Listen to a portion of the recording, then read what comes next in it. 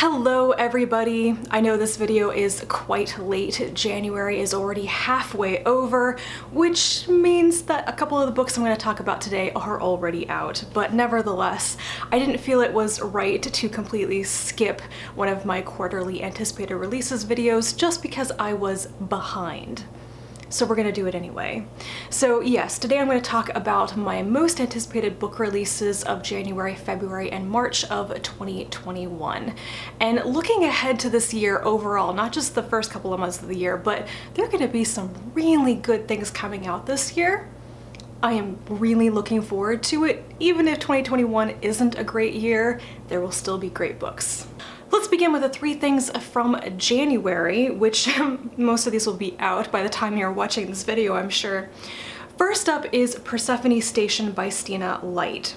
This one I've been looking forward to since 2018 because I happened to meet Stina Leicht there and she mentioned that she was writing this book and it sounded very interesting to me at the time. So a quick bit of the description of this is that Rosie, a bar owner, and Angel, an ex-Marine, band together to take on the Sarau Orlov Corporation, which wants to exploit the secrets of Persephone Station, a backwater planet. I think that this was initially described as The Magnificent Seven meets Ocean's 11, which intrigues me. I really want to know if this is the type of science fiction that I like or not, so high up on the priority list. Also, this has a really good cover. Next up, Winterkeep by Kristin Cashore. I remember loving the original Graceling books, especially Fire and Graceling, and I also really enjoyed Bitter Blue. And I recall them being like the pinnacle of young adult fantasy when I started the series in my teens. And I was really surprised when I read Bitter Blue in my 20s that, man, this really held up. Cashore is a great writer, and this fantasy world is complex. It's about a lot of people who have magical abilities, and some of them are very prosaic. Some of them are truly awful, like being able to mind control everybody.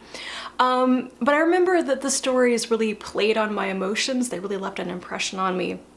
And Winterkeep is a fourth book in the series that I frankly thought was never going to come out. I thought the series was probably ended with Bitter Blue. So I'm not going to read anything from the description of this book because it is fourth in the series, and I believe it may be a direct sequel to Bitter Blue, the third book. So it follows that character. I believe she's Queen in this next book, and probably introduces some new characters. I'm really looking forward to it. I have to say that any day we get a new Nnedi Okorafor story is a good day, and we're getting like two new things from her in the beginning of 2021. One of them is Remote Control. Now this one I've actually mentioned before. I think the title was on like one of my 2018 upcoming releases lists because it was at one point given a publication date in the UK. That turned out to not actually happen. So I wanted to bring it back and talk about it again because now there's actually a description for it and it's definitely coming out. So Remote Control. The day Fatima forgot her name, death paid a visit. From here on in, she would be known as Sankofa, a name that meant nothing to anyone but her, the only tie to her family and her past. Her touch is death, and with a glance a town can fall. And she walks, alone except for her fox companion, searching for the object that came from the sky and gave itself to her when the meteors fell, and when she was yet unchanged, searching for answers. So, a daughter of death, perhaps? And what sounds like a blend of maybe science fiction and fantasy. I'm very, very intrigued by this. Now moving on to February, I have finally admitted that Rachel Ignotofsky is an auto-buy author for me. You've probably seen me rave about a couple of her books in the past. She writes nonfiction books for younger readers. They're beautifully illustrated, and I have loved her Women in History series, which included women in sports, women in science, and women in art. And she's also had another one, The Wondrous Workings of Planet Earth, I believe was the title, which was also really cool, and it was about ecosystems of Earth.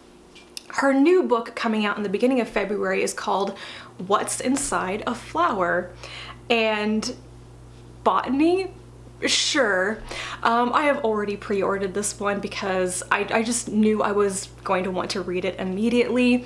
And like I said, these books are definitely for younger readers, but they are truly delightful no matter what your age. I highly recommend checking them out. The only thing more I could hope for this book is that they come out with a matching jigsaw puzzle, because I'm a huge fan of the Potter puzzle versions of Ignotofsky's books. I mean, I will just rave about her art style.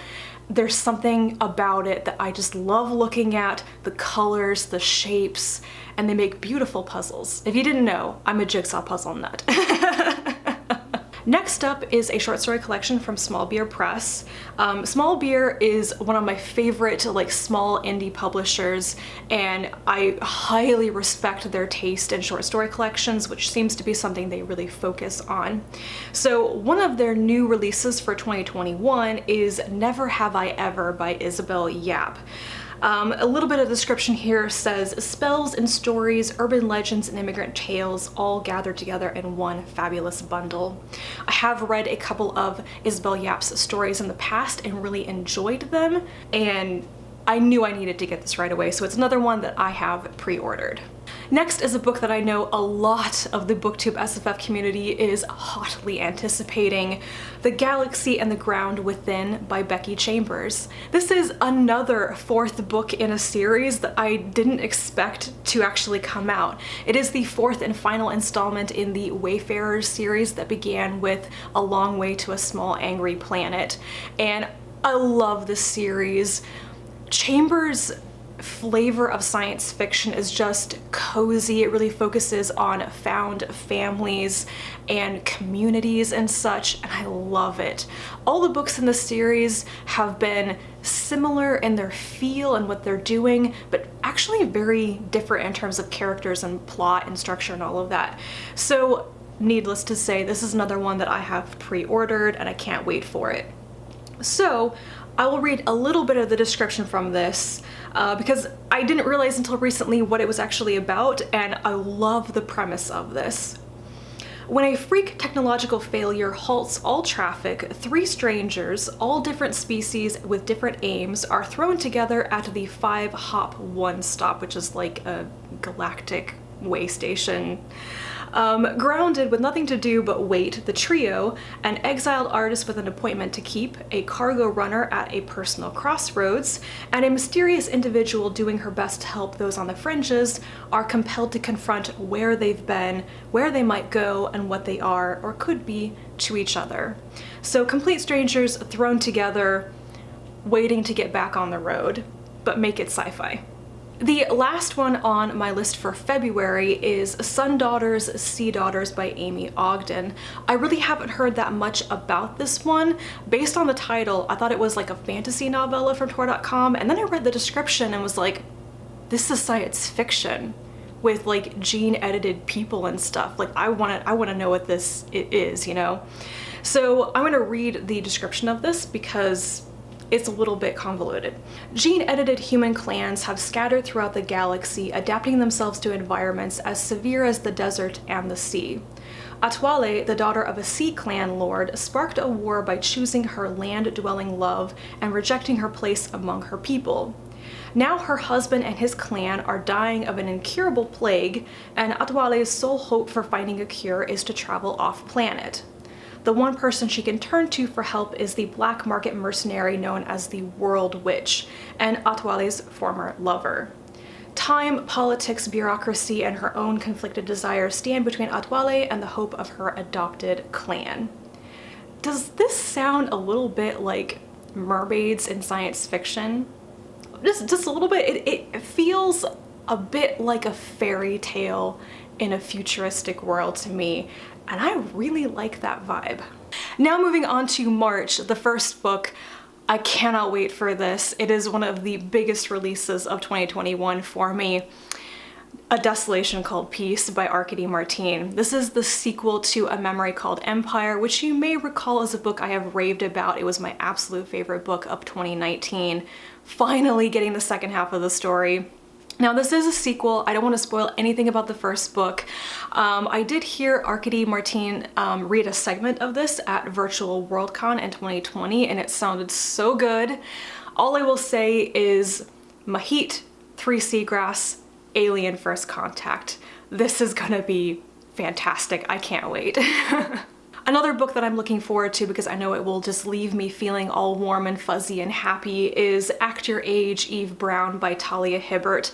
This is the 3rd in a romance trilogy following the Brown sisters. The first one was Get a Life, Chloe Brown, and the second one, which was one of my favorites of 2020, was Take a Hint, Dani Brown. So this 3rd one, which I think was probably the final of the series, is about Eve, the youngest of the Brown sisters, who crashes into the life of an uptight B&B owner and has him falling hard, literally. Okay. Hibbert is definitely my favorite romance author right now, and I will read anything that she comes out with now, but I do expect this will be wonderful. Next, I've wanted to read something by Aliya Whiteley for a while now, but I believe she's mainly published in the UK and not a lot of her stuff has been published in the US, so I haven't really had access to her work. However, she's got a big new release coming out and I will be able to get my hands on it. I'm very excited.